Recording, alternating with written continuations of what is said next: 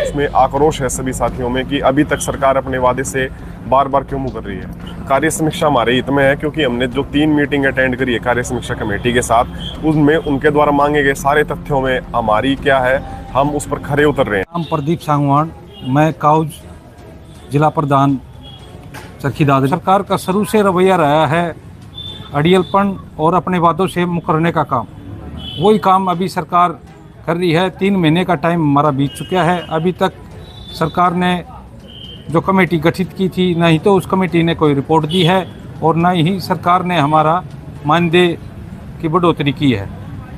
हम सरकार को बिल्कुल साफ साफ लफ्ज़ों में चेताना चाहते हैं, सरकार जल्दी से हमारी कमेटी की रिपोर्ट लेके और जो हमारी कार्य की समीक्षा हुई है उसके आधार पर क्लर्कों का वेतनमान में बढ़ोतरी करे, नहीं तो आने वाला समय इन कर्मचारियों का ही है। और सरकार को इस बात का बिल्कुल साफ लफ्ज़ों में हम एहसास करा देंगे कि ये जो नुकसान हुए है उस नुकसान का सिर्फ और सिर्फ दारोमदार क्लरिकल एसोसिएशन रही है। अगर सरकार हमारी बात को नहीं मानती है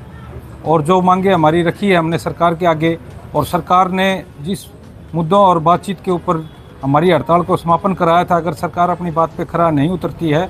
तो दोबारा से हड़ताल होगी। मेरा नाम विक्रांत तंवर, राज्य प्रधान CAWS। अगर कमेटी जल्द से जल्द हमारी रिपोर्ट जो कार्य समीक्षा के आधार पर वेतनमान निर्धारित करना है वो नहीं देती तो हम आने वाले दिनों में दोबारा आंदोलन करने के लिए तैयार हैं। 3 साल से लगातार हम विधायकों से, मंत्रियों से, सरकार के समक्ष सभी तरीकों से अपनी मांग को पहुंचाया, जिसके बाद सरकार ने उसको नज़रअंदाज किया, जिसके कारण उन्होंने 42 दिन की हड़ताल करी। और उस हड़ताल को सरकार ने एक समझौते से उठवाया था जिसमें उन्होंने कहा था कि हम आपका ड्यूटी पीरियड काउंट करेंगे और आपकी कार्य समीक्षा के आधार पर एक टाइम बाउंड कमेटी बनाई थी, जिसका टाइम बाउंड उन्होंने 3 महीने का रखा था, जो आने वाले 18 दिसंबर को समाप्त होने वाला है। क्योंकि